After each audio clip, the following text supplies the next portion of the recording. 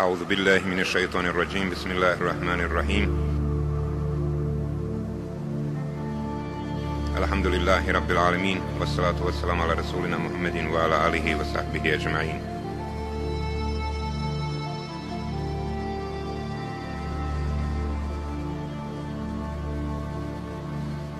Kažu uvakat u jednoj džamiji došao jedan veliki alim, jedan šejh, i sad je narod se sabrao i očekivao šta bi im taj šejh mogao posebno vajziti, misleći da će im neke velike stvari pričati, a on njima na početku i kaže: jel da vi mislite, Bog zna šta će vam sad pričati?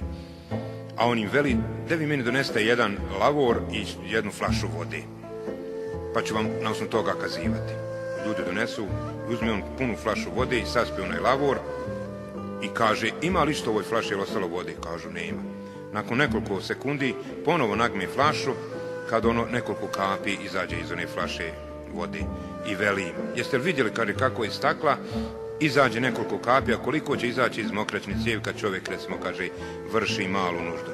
Zato da mi ne bi pričali nekim velikim stvarima, da pođemo od onoga najvažnijeg, od čistoće. Jesmo li čisti za namaz, je li naš namaz u redu, da li smo ispravni u namazu.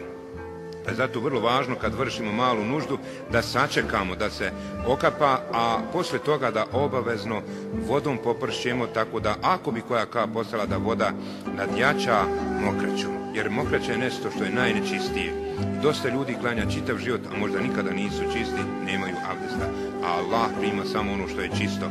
Tako jednom alejselam prošao pred dva kabura, pa veli: ova dvojica ne pati zbog nečega teškog, ali pate u kaboru. Jedan je prenosio tuđe riječi, a drugi se nije čuvao mokraći. Pa su naši ljudi uvakat, kad bi negdje vani mokrili, oni bi čučnuli, pa bi tako vršili malu nuždu.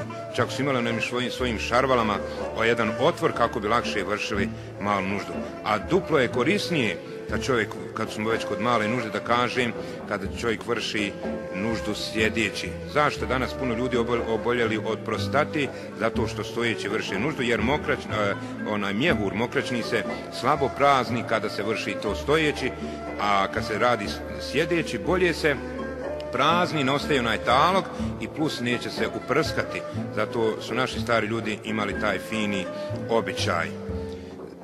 Još samo da kažemo, znači, taj šejh kako uvod napravio, da Allah prima ono što je čisto. Allah je lijep i voli ljepotu i voli čistoću. Zato se i zekijatom čisti imetak, a za namaz potreban nam abdest, potreban nam čisto tijelo, dijelo, mjesto gdje ćemo klanjati da bi nam bio namaz primljen. Tako i post čistimo vitrama, jer Allah prima samo ono što je čisto.